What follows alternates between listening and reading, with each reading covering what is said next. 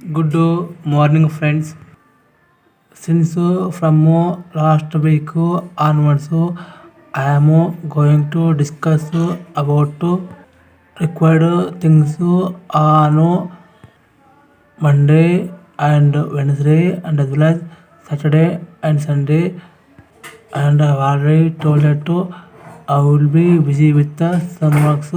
That's why I will not be available online on other 4 days, that is on Tuesday, Thursday, Friday. Definitely I will be available to discuss our regular classes on particular days without any compromise as of now. Therefore, today I am going to discuss about Saturday class, that is a dictionary of essential words 200 only. Sorry, it is shown done wrongly 2000. It is not 2000, it is only 200. Dictionary of essential words 200. That means Kannada ಮುಖ್ಯವಾದ ಪದಗಳ ನಿಘಂಟು 200 ಅಂತ ಆಗಬೇಕಾಗಿತ್ತು, 2000 ಆಗಿದೆ. Sorry. Of course available words are only 200 in English. With the 200 words in English, we can express our feelings, and as well as we can easily talk, and obviously we can easily write with the available words 2000. Available English words are 2000 only. With the available 2000 words, we can't say anything meaning in each word. That means Kannada ಇಂಗ್ಲೀಷಲ್ಲಿ ಯಾವುದಾದ್ರೂ ಒಂದು ಪದಕ್ಕೆ ಇದೇ ಅರ್ಥ ಅಂತ ಹೇಳಲಿಕ್ಕೆ ಬರಲ್ಲ. Because available words and English only 2000. These 2000 only we have to use all different pattern. I have told in the beginning, you can express feelings, you can talk and write with these words only. Therefore we have to badly depend on these 2000 English words. The same thing in Kannada, I can say ಬೇರೆ ಬೇರೆ ಭಾವನೆಗಳನ್ನ ವ್ಯಕ್ತಪಡಿಸಲು ಅದೇ ಪದವನ್ನು ಅದೇ ಪದಗಳನ್ನ ಮತ್ತೆ ಉಪಯೋಗ ಮಾಡಲೇಬೇಕಾಗುತ್ತೆ. ಈಗ ಡಿಕ್ಷನರಿ ಆಫ್ ಎಸೆನ್ಷಿಯಲ್ ವರ್ಡ್ಸ್ನ ಮುಂದೆ ನೋಡೋಣ ಅಂತ ಹೇಳ್ತಿದ್ದೀನಿ. It the beginning we can see circle means ವೃತ್ತ ಅಥವಾ ವಲಯ ಅಂತ ಆಗುತ್ತೆ. The word circle is only one word, but we can use in geometry as a circle, as well as on road. If you are going, definitely you get a circle. There are 4 lines. 4 road lines will meet, and sometime you can see expect more than 4 lines. That is also called unknown as a circle. Next one is a climb meaning in Kannada is ಹತ್ತು ಅಥವಾ ಆಗುತ್ತೆ. ಇಲ್ಲಿ ಮರ ಏರೋದಕ್ಕೆ ಅಥವಾ ಬೆಟ್ಟ ಗುಡ್ಡ ಏರಬೇಕಾದ್ರೆ ನಾವು climb ಅನ್ಬೇಕು. ಹಾಗೆ ಕ್ಲೈಂಬು ಅಂದರೆ ಮೆಟ್ಲು ಹತ್ತಲಿಕ್ಕೆ, ಸ್ಟೆಪ್ಸು ಹತ್ತಲಿಕ್ಕೆ ಕೂಡ ನಾವು ಕ್ಲೈಂಬು ಅನ್ಬೇಕಾಗುತ್ತೆ.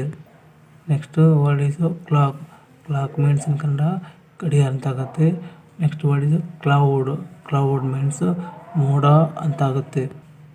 Next word in English word is clown means in Kannada ಹಾಸ್ಯಗಾರ ಅಂತ ಆಗುತ್ತೆ. Majority of watching movies and dramas we come across clown. That means they say some jokes and doing actions in drama and movies are known as a clown. Next one is a coat means in Kannada coat. Next word is a cock means Hunja. In the early morning, cock only shouts to wake up. ಅಂದರೆ ಬೆಳಗ್ಗೆ ನಮ್ಮನ್ನು ಎಬ್ಬಿಸಲಿಕ್ಕೆ ಇರೋದು ಹುಂಜ ಕುಡಿಯಲ್ಲ. Next word in English essential words Yesu cockroach ಅಂದರೆ ಇದು ಅಂತಾಗುತ್ತೆ. Next word ಈಸು come ಅಂದರೆ ಬಾ ಅಂತಾಗುತ್ತೆ. Next word Yesu that cook ಅಂದರೆ ಕುಕ್ ಮೀನ್ಸು ಕನ್ನಡ ಅಡುಗೆ ಮಾಡುವವಳು ಅಂತಾಗುತ್ತೆ ಅಥವಾ ಅಡುಗೆ ಮಾಡುವವಳು ಅಂತಾಗುತ್ತೆ ಅಥವಾ ಕುಕ್ಕು ಅಂದರೆ ಅಡುಗೆ ಮಾಡುವುದು ಅಂತಾಗುತ್ತೆ. ನೆಕ್ಸ್ಟ್ ವರ್ಡು ಈಸ್ ಕಾಟ್ ಅಂದರೆ ಅರ್ಥ ಮಂಚ ಅಂತಾಗುತ್ತೆ. ನೆಕ್ಸ್ಟ್ ಅಂಡ್ ಆಬ್ವಿಯಸ್ ವರ್ಡು ಇದು ಕೌ ಮೀನ್ಸ್ ಇನ್ ಕನ್ನಡ ಹಸು ಅಥವಾ ಆಕಳು ಅಂತಾಗುತ್ತೆ. ನಂತರ ನೆಕ್ಸ್ಟ್ ವರ್ಡ್ ಇದು ಕ್ರಿಕೆಟ್ ಅಂದರೆ ಒಂದು ಆಟ. ಹಾಗೆ ಕ್ರಿಕೆಟು ಅಂದರೆ ಮಿಡತೆ ಅಂತ ಅರ್ಥ ಕೂಡ ಬರುತ್ತೆ. ನೆಕ್ಸ್ಟ್ ವರ್ಡ್ ಇದು ಕ್ರೌ ಅಂದರೆ ಕಾಗೆ ಅಂತಾಗುತ್ತೆ. ನೆಕ್ಸ್ಟ್ ವರ್ಡ್ ಇದು ಕರು ಅಂದರೆ ವಕ್ರವಾಗಿ ಇರುವ ಅಂತಾಗುತ್ತೆ, ವಕ್ರವಾಗಿ ತಿರುಗುವ ಅಂತಾಗುತ್ತೆ. ರೋಡ್ನಲ್ಲಿ ನಮಗೆ ಕಾಮನ್ ಆಗಿ ಸಿಗೋದು ಕರು ಅಂದರೆ ತಿರುಗುವುದು ಅಂತಾಗುತ್ತೆ. ರೈಟ್ ಕರ್ವು ಲೆಫ್ಟ್ ಕರ್ವು ಅಂತ ನಾವು ನೋಡ್ತಾ ಇರ್ತೀವಿ. ಅವು ಅಲ್ಲಿ ಕರು ಅಂದರೆ ವಕ್ರವಾಗಿ ತಿರುಗುವ ಅಂತಾಗುತ್ತೆ. ನೆಕ್ಸ್ಟ್ ವರ್ಡ್ ಇದು ಕಾಲ್ ಅಂದರೆ ಕರೆ ಮಾಡುವುದು ಅಂತಾಗುತ್ತೆ. ಫೋನಿಂದ ನಾವು ಬೇರೆಯವರಿಗೆ ಕಾಲ್ ಮಾಡೋಕ್ಕಾಗುತ್ತೆ. ನೆಕ್ಸ್ಟ್ ವರ್ಡು ಈಸು CALM ಅಂದರೆ ಶಾಂತಿ ಅಂತಾಗುತ್ತೆ. ನೆಕ್ಸ್ಟ್ ವರ್ಡು ಈಸು ಕ್ಯಾನ್ ಅಂದರೆ ಬಲ್ಲ ಅಂತಾಗುತ್ತೆ ಅಥವಾ ಮಾಡುವುದು ಅಂತಾಗುತ್ತೆ. ಯಾವುದೇ ಚಟುವಟಿಕೆಯನ್ನು ನಾವು ಮಾಡಲಿಕ್ಕೆ ಆದರೆ ನಾವು ಹೇಳಬೇಕು ಶಿ ಕ್ಯಾನ್ ಇಟ್ ಕ್ಯಾನು ಅಂತ ಹೇಳೋಕ್ಕಾಗುತ್ತೆ. ಹಾಗೆ I can do work, she can do work, it can do work ಅಂತ ಹೇಳಲಿಕ್ಕಾಗುತ್ತೆ. ನೆಕ್ಸ್ಟ್ ವರ್ಡು ಇದು ಕ್ಯಾಪ್ಟನ್ ಅಂದರೆ ನಾಯಕ ಅಂತಾಗುತ್ತೆ. ಎಲ್ಲ ಗೇಮ್ಸಲ್ಲಿ ಒಬ್ಬ ನಾಯಕ ಇರ್ತಾನೆ. ನಿಮಗೆ ಗೊತ್ತಿರಬೇಕು, ಕ್ರಿಕೆಟಲ್ಲಿ ಒಬ್ಬ ಕ್ಯಾಪ್ಟನ್ ಇರ್ತಾನೆ.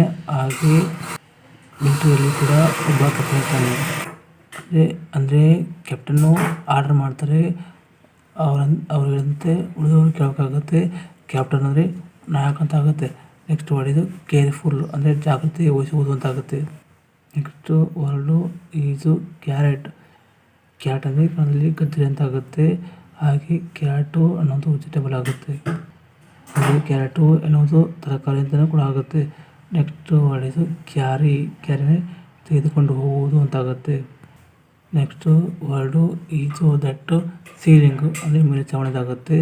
ಹಾಗೆ ಮುಂದುವರೆದು ಸೆಲ್ ಅಂದರೆ ಸಣ್ಣ ಕೋಶ, ಸಣ್ಣ ಕೋಣೆ ಅಥವಾ ಅಣುಕೋಶ ಅಂತಾಗುತ್ತೆ. ನಿಮಗೆ ಬಾಟನಿ ಅನ್ನೋದು ಗೊತ್ತಿದ್ರೆ ಅಲ್ಲಿ ಸೆಲ್ಲು ಬರ್ತವೆ, ಆಟಮ್ ಅಂತ ಬರ್ತವೆ. ಸೆಲ್ಲು ಅಂದರೆ ಜೀವಂತ ಕೋಶ ಅಂತ ಹೇಳ್ಬೋದು. ಇದು ಸೈನ್ಸಲ್ಲಿ ಬರುತ್ತೆ ಅಂದರೆ ವಿಜ್ಞಾನದಲ್ಲಿ ಸಿಗುತ್ತೆ. ಇದನ್ನು ನಾವು ಸೂಕ್ಷ್ಮದರ್ಶಕ ಅಥವಾ ಮೈಕ್ರೋಸ್ಕೋಪ್ ಹೇಳಬೇಕಾಗುತ್ತೆ. ನೆಕ್ಸ್ಟ್ ವರ್ಡು ಈಸು ದ್ಯಾಟು ಚೇರ್ಫುಲ್ಲು ಅಂದರೆ ನಗುಮುಖ ಅಂತಾಗುತ್ತೆ. ಯಾವುದೇ ಫಂಕ್ಷನ್ಸ್ಗೆ ಹೋಗ್ಬೇಕಾದ್ರೆ ನಾವು ಚೇರ್ಫುಲ್ಲಾಗಿ ಹೋಗಬೇಕು ಅಂತ ಹೇಳ್ತಾ ಇದ್ದೀನಿ. ಮುಂದಿನ ವರ್ಡು ಚೈಲ್ಡ್ ಅಂದರೆ ಮಗು. ಚೈಲ್ಡ್ನ ಪ್ಲೂರಲ್ಲು ಅಥವಾ ಬಹುವಚನ ಚಿಲ್ಡ್ರನ್ ಆಗುತ್ತೆ. ನಂತರ ನೆಕ್ಸ್ಟ್ ವರ್ಡ್ ಇದು ಸರ್ಕಸ್ ಅಂದರೆ ಸರ್ಕಸ್ಸು ಅಂತಾಗುತ್ತೆ. ಹಿಂದೆ ಆನೆ, ಹುಲಿ, ಸಿಂಹಗಳನ್ನ ಸರ್ಕಸ್ದಲ್ಲಿ ತೋರಿಸ್ತಾಯಿದ್ರು. ಈಗ ಅದು ಸರ್ಕಸ್ಸು ಅನ್ನೋದು ಬ್ಯಾನ್ ಆಗಿದೆ ಇಂಡಿಯಾದಲ್ಲಿ. Next word is that city ಅಂದರೆ ಪಟ್ಟಣ ಅಂತಾಗುತ್ತೆ. ಪಟ್ಟಣಕ್ಕೆ ಇಂಗ್ಲೀಷಲ್ಲಿ ಹೇಳ್ಬೇಕು, ಸಿಟಿ ಅಂತ ಹೇಳಬೇಕಾಗುತ್ತೆ. ನೆಕ್ಸ್ಟ್ ವರ್ಡ್ ಇದು ಕ್ಲೀನ್ ಅಂದರೆ ಶುದ್ಧವಾದದ್ದಾಗುತ್ತೆ. Next and last word is clever ಅಂದರೆ ಜಾಣ ಅಥವಾ ಬುದ್ಧಿವಂತ ಅಂತಾಗುತ್ತೆ. ಮತ್ತೆ ಹೇಳ್ತೀನಿ, ಇಂಗ್ಲೀಷಲ್ಲಿ ಇರುವ ವರ್ಡ್ಸು ಅಥವಾ ಪದಗಳು ಅಥವಾ ಶಬ್ದಗಳು ಕೇವಲ 2000 ಇವೆ. ಅವುಗಳನ್ನೇ ನಾವು ಸಮಯಕ್ಕೆ ಸಂದರ್ಭಕ್ಕೆ ತಕ್ಕಂತೆ ಅವುಗಳನ್ನೇ ಮತ್ತೆ ಉಪಯೋಗ ಮಾಡಲೇಬೇಕು ಅಂತ ಹೇಳ್ತಾ ಇದ್ದೀನಿ. ಹಾಗೆ ಈ ಹೊತ್ತಿಗೆ ಇಷ್ಟು ಸಾಕು ಅಂತ ಹೇಳ್ತಾ ಇದ್ದೀನಿ. ಆದರೆ ಮುಂದಿನ ಸೆಟರ್ಡೇ ಅಂದರೆ ಮುಂದಿನ ಶನಿವಾರ 10ನೇ ಸಿಗೋಣ. ಆಗ ಮೆಸೇಜಲ್ಲಿರುವ ಡಿಸ್ಪ್ಲೇ ಆಫ್ ವರ್ಡ್ಸು ಅಂದರೆ ಕಷ್ಟವಾದ ಪದಗಳ ನಿಘಂಟುವನ್ನು ತಿಳಿಯೋಣ ಮತ್ತು ಕಲಿಯೋಣ. ಅಂದರೆ ಮುಂದುವರೆದ ಭಾಗವನ್ನು ತಿಳಿಯೋಣ ಮತ್ತು ಕಲಿಯೋಣ ಅಂತ ಹೇಳ್ತಾ ಇದ್ದೀನಿ. ನೋಡ್ತಿರೋರು ಪೂರ್ತಿಯಾಗಿ ನೋಡಿ, ಅಂದರೆ ಗೊತ್ತಾಗುತ್ತೆ, ತಿಳ್ಕೊಂಡಾದ್ಮೇಲೆ ನಮ್ಮ ಚಾನಲ್ಗೆ ಸಹಾಯ ಮಾಡಿ, ಲೈಕ್ ಮಾಡಿ ಮತ್ತು ನಿಮ್ಮ ಫ್ರೆಂಡ್ಸ್ಗೆ ಶೇರ್ ಮಾಡಿ ಅಂತ ನಿಮ್ಮಲ್ಲಿ ರಿಕ್ವೆಸ್ಟ್ ಮಾಡ್ತಾ ಈ ಹೊತ್ತಿಗೆ ಇಷ್ಟು ಹೇಳ್ತಾ ಇದ್ದೀನಿ. ಆಮೇಲೆ ಲಾಸ್ಟ್ ವರ್ಡ್ ಇದು. Thank you very much. Bye.